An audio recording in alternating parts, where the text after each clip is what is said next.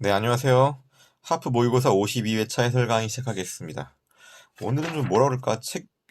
문제 읽는데 글밥이 좀 많았죠. 글자 수가 많아가지고 읽는데 좀 시간이 오래 걸렸던 것 같아요. 아주 문제가 이상한 문제는 잘 없었고, 아주 이상한 문제가 하나 있었죠. 문제 2번. 역시 기출주문이니까 제가 이거는 지우지 않았고요. 1번부터 순서대로 보도록 하겠습니다. 오늘 법률상 이익을 물어보는 문제가 꽤 많았죠. 자, 1번 보게 되면요. 개인적 공권에 대한 설명으로 옳은 것은 개인적 공권을 법률상 이익이라고도 부르고 원고적 격이라고도 부르죠. 동그라미 1번. 근로자가 퇴직급여를 청구할 수 있는 권리와 같은 이른바 사회적 기본권의 경우에는 법률에 의한 구체화를 필요로 하죠. 헌법 규정에 의해서 직접 보장받을 수가 없어요. 이 사회적 기본권이라는 거는 국가의 그 재원을 감당할 수 있는 능력을 전제로 하기 때문에 헌법만으로 막바로 도출될 수가 없습니다. 국가가 재원을 감당할 수 있으면 입법을 하겠죠. 입법을 한 다음에 법률로 구체화를 해서 인정할 겁니다. 동그라미 2번이요. 개인적 공권은 법률상 이익이죠. 이때 법률이라는 건 명확한 법규의 존재를 전제로 하는 것이 아니라 성문법뿐만 아니라 조리상, 신청권 등도 인정될 수 있는 거죠. 동그라미 2번 어떤 거 줄 수 있을까? 예전에 보면 주민등록법 관련돼 가지고 주민등록번호가 무단 유출된 사람이 주민등록번호 변경을 구할 수 있는 신청권이 인정된다. 조리상 신청권이 인정된다라는 판례가 있었죠.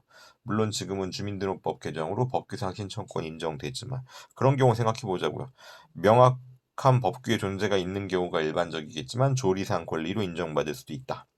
동그라미 3번이요. 개인적 공권은 행정청의 처분이라든지 그다음에 법 규정에 의해서 막바로 도출되는 경우뿐만 아니라 공법상 계약을 통해서도 성립할 수 있어요.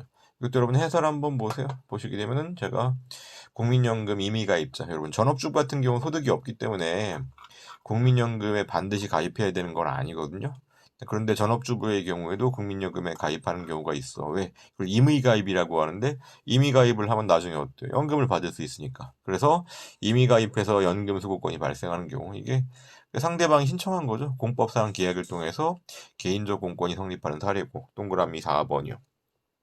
개인적 공권은 강행적인 행정 법규에 의해서 행정청을 기속함으로써 비로소 성립하는 것일 뿐 아니죠, 여러분.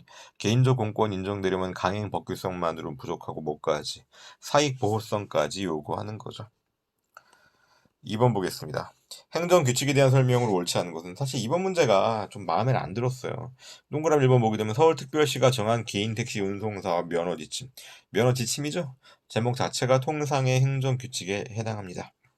동그라미 2번도 교육부 장관의 내신 성적 산정 지침이죠.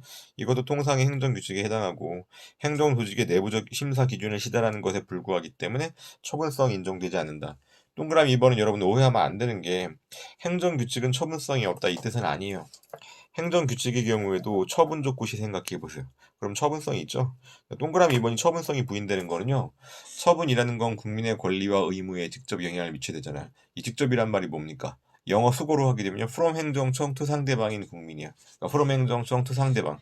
그런데 교육부 장관 내신 성적 산정 지침은요. 교육부 장관이 시도 교육감에게 통보하는 거거든요.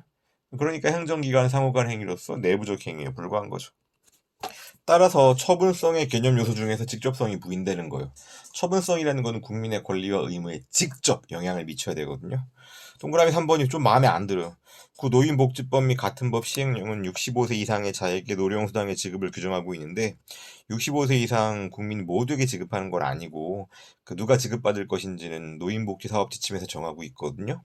같은 법 시행령의 위임에 따라서 보건복지부 장관이 정한 70세 이상의 보호 대상자. 이 보호 대상자는 건 생활보호 대상자죠.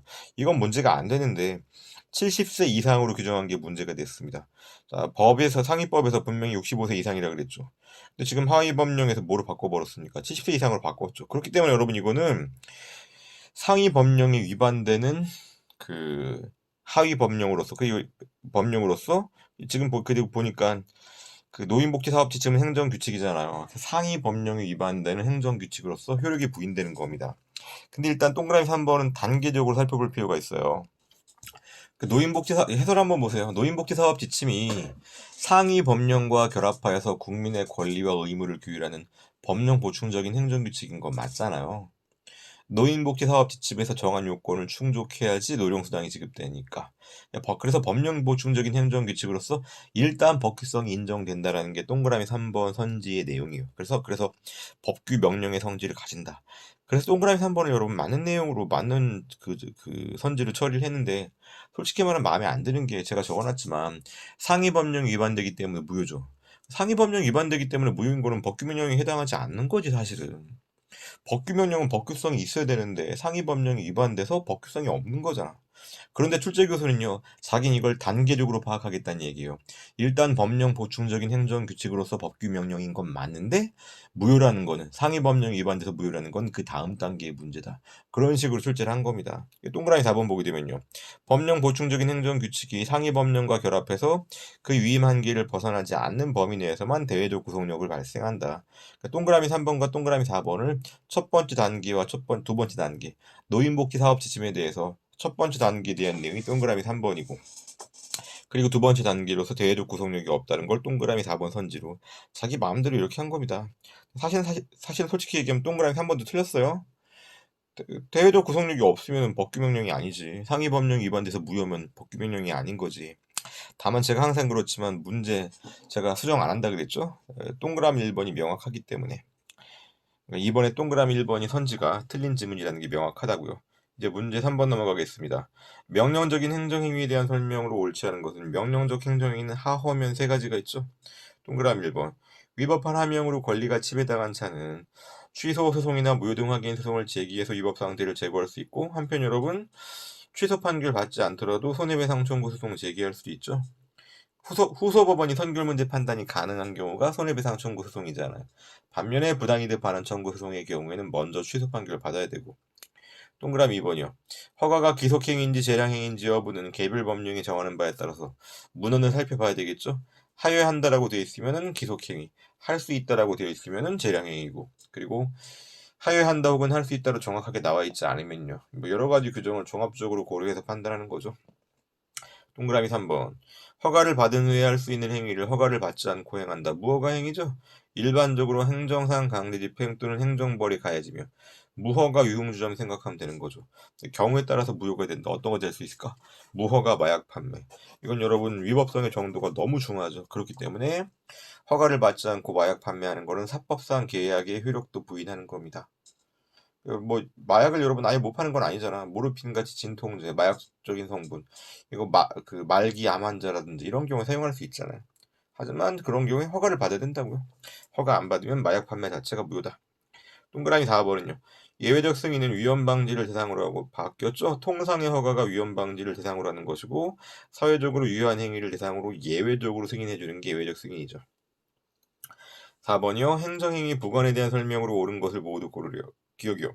판례는 부담의 이행으로 하게 된 사법상 매매의 법률행위는 부담을 붙인 행정행위와는 별개다. 무슨 뜻입니까? 해당 부담이 위법하다고 할지라도 여기에 터잡아 이루어진 사법상 매매가 당연히 무효가 되는 건 아닙니다. 4번 기억과 여러분 헷갈리시면 안 되는 게 뭐예요? 지난 시간에 우리가 선결 문제 살펴봤죠. 부관의 하자를 이유로 사법상 계약의 효력을 부인한다. 그럼 어떻게 돼요? 먼저 부담에 대해서 취소 판결부터 받아오라는 얘기죠. 다른 내용입니다. 4번의 니은이요. 부담부 행정행위의 경우에 부담을 불이행하더라도 별도로 처리를 하지 않는 이상 부담의 효력이 당연히 소멸하는 것 아니죠? 이것과 그러니까 별도로 처리를 하지 않는 이상 주된 행정행위의 효력이 당연히 소멸하는 건 아니죠. 이것과 비교해 될 게 뭡니까? 조건이죠, 조건. 조건의 경우에는 조건을 불이행하게 되면은 주된 행정행위 효력이 당연 소멸하는 것이죠. 해제 조건과 비교하면 되는 겁니다. 자, 디귿이요. 기속행위에 붙인 부담은 특별한 불복 절차를 거치지 않더라도 이를 이행할 의무가 없고 그 위법성의 정도는 당연 무효죠. 리을이요. 위법한 부담 이외의 부관으로 권리를 침해받은 자는 구제 방법이 두 가지가 있어요. 여러분, 진정 일부 취소송이건 부진정 일부 취소송이건 간에 부관만의 취소를 구하는 건 안 돼요. 형식상 부관부 행정이 전체를 소송의 대상으로 하면서 부관만의 취소를 구하는 부진정 일부 취소송도 안 되는 거죠. 그럼 어떤 방법으로 가야 돼요? 부관부 행정행위 전체의 취소를 구하거나, 혹은요, 무부관부 행정행위 신청한 다음에 거부당했을 때 거부 처분 취소송으로 가는 겁니다. 미음이요. 판례는 행정처분이 발하여진 후 새로운 부담을 부과하거나 이미 부과되어 있는 부담의 범위를 변경하는 것. 이거 부과안의 사후 변경이라고 하죠. 허용하고 있죠. 법, 유, 동사 네 가지 경우에 허용됩니다. 5번이요. 행정계획에 대한 설명으로 옳지 않은 것을 보기에서 모두 고르면 기억이요. 도시계획법에서는 도시계획이 도시기본계획에 부합되어야 한다고 규정하고 있으므로 이건 맞는 말이요. 뒷단 틀렸죠? 도시기본계획은 처분성이 없죠. 행정청에 대한 직접적인 구속력이 없다. 여러분, 대외적 구속력뿐만 아니라 대내적 구속력도 여러분, 이게 행정계획이나 행정규칙이 대내적인 구속력이 있다고 하더라도 이건 사실상 구속력에 불과해요. 여기서 직접적 구속력이란 말은 여러분 법적 구속력의 의미로 이해를 하셔야 돼요. 처분성이 없으면 대내적 구속력도 사실상 구속력에 불과하고 법적 구속력은 아니란 얘기예요. 자, 니은요. 행정 주체가 행정 계획을 위반 결정하면서 이익 형량을 전혀 하지 않거나 형량의 혜택죠. 이익 형량의 고려 대상에 마땅히 포함시켜야 할 사항을 누락했다. 형량의 흠결이죠. 그럼 형량의 하자가 있으니까 위법한 행정 계획이 되죠. 이것이 후행 도시계획의 결정을 하는 행정청이 선행 도시계획의 결정 변경 등에 관한 권한을 가지고 있지 않다. 그런데 선행 도시계획과 양립할 수 없는 후행 도시계획 결정을 했다. 이건 주체하자죠. 선행 도시계획의 변경 권한이 없다니까 주체하자로서 당연 무효가 되는 겁니다. 한편 판례 또 어떤 내용이 있습니까? 그 5번에 디귿에 해당하는 판례 한번 보세요. 보면은 언더라인 친 것도 있지만 언더라인 안 친 것도 한번 보자고요. 그 세 번째 줄 후행 도시계획에 선행 도시계획과 서로 양립할 수 없는 내용이 포함되어 있는데 위에 보시게 되면요. 권한을 가진 행정청이래. 권한을 가진 행정청이 선행 도시계획을 양립할 수 없는 후행 도시계획으로 바꿨다. 그러면 특별한 사정이 없는 한 선행 도시계획이 후행 도시계획으로 변경된 거죠. 그런데 권한이 없다? 그럼 후행 도시계획은 당연 무효가 되는 겁니다. 그 다음에 리을요. 이것도 자주 나오는 거죠. 환지 계획은 처분성이 없어요. 환지 예정지 지정은 처분성이 있고요. 환지 예정지 지정이 처분성이 있는 이유는 왜 그렇습니까? 나중에 환지 처분이 이루어지게 되면 그때 소유권이 넘어가는데 소유권 넘어가는 시기가 딱 1월 1일 이렇게 정확하게 딱 떨어지는 게 아니라고. 예컨대 7월 달에 그 환지 처분이 이루어져. 근데 그 전에 미리 뭐 해야 돼요? 그러니까 농지라면 모내기 해야 되는 거죠. 모내기 하고 파종해야 된다고. 그렇기 때문에 미리 토지를 사용할 수 있도록 환지 예정지 지정을 해줍니다. 다시 한번 뭐라고요? 미리 사용할 수 있다고. 미리 사용할 수 있으니까 처분성 인정되는 거죠. 미음도 약간 좀 표현이 마음에 안 들어. 채광 계획 인가로 공유수면 점용 허가가 의제가 된대. 이거 인허가 의제죠? 채광 계획 인가를 받으면 공유수면 점용 허가가 의제가 된다. 그럼 채광 계획 인가가 주된 인허가고 공유수면 점용 허가가 종된 인허가죠. 이때 공유수면 점용 불허가 결정이라는 게 공유수면 점용 불허가 결정이라는 별도의 처분이 있었다는 뜻이 아니야. 공유수면 점용을 불허가하기로 내부적으로 결정되었다. 그럼 어떻게 돼요? 채광 계획인가 안 하겠다는 얘기지. 마치 이걸 보게 되면요, 공유수면 점용 불허가 결정이라는 별도의 처분이 있고 채광 계획이라는 별도의 처분이 있다는 거로 오해되잖아. 그렇지 않다고. 이거 인허가 의제 물어보는 겁니다. 판례는 정확하게 쓰고 있어. 이 판례 문구를 출제자가 줄이면서 잘못한 겁니다. 미음의 두 번째 줄 다시 한번 설명하게 되면요. 공유수면 점용을 불허가하기로 내부적으로 결정했다. 그럼 이걸 이유로 주된 인허가인 채광계획 불인가, 그러니까 인가 거부 처분이 나올 수 있다는 얘기입니다. 그래서 옳지 않은 것은 기업과 미음이죠. 기읍과 리을과 미음이죠. 6번이요. 행정대집행법상 대집행에 대한 설명으로 옳지 않은 것은 제가 그동안 A4 용지를 출력해서 보다가 책이 나와가지고 홀인원 책이 나왔잖아요. 그래가지고 홀인원 책을 인쇄된 책 갖고 보는데 이게 B5잖아. 글자가 작네. 제가 노안이 와가지고 슬프다. 예. 글자가 좀 너무 작으니까 잘 안 보이네. 여러분들은 문제 없겠죠? 자, 6번 보겠습니다. 행정대집행법상 대집행에 대한 설명으로 옳지 않은 것은 동그라미 1번. 원칙적으로 행정청이 철거 집행할 때는요. 해가 진 후에는 하면 안 되거든요. 사고 난단 말이지. 그런데 해가 지기 전에 대집행을 착수했으면 빨리 끝내야 되겠죠? 그러면 해가 진 후에도 대집행할 수 있습니다. 그 다음에 동그라미 2번이요. 무허가 증축 부분으로 인해서 건물의 미관이 나아지고 증축 부분을 철거하는데 비용이 많이 소요된다. 이거 핑계에 불과하죠? 그렇다고 할지라도 건물 철거 대집행 개고 처분을 할 수 있다는 얘기죠. 해야 되는 거죠. 만약 여러분 이런 사유를 가지고 건물 철거 대집행 개고 처분 못한다고 하게 되면요. 다들 아, 무허가 증축하니까 더 이뻐졌어요. 이렇게 얘기를 하겠지. 그리고 철거하는데 비용 많이 들어. 이렇게 얘기하겠지. 자, 이런 사유는 대집행 계고 처분의 요건을 판단하는데 고려 대상이 될 수가 없어요.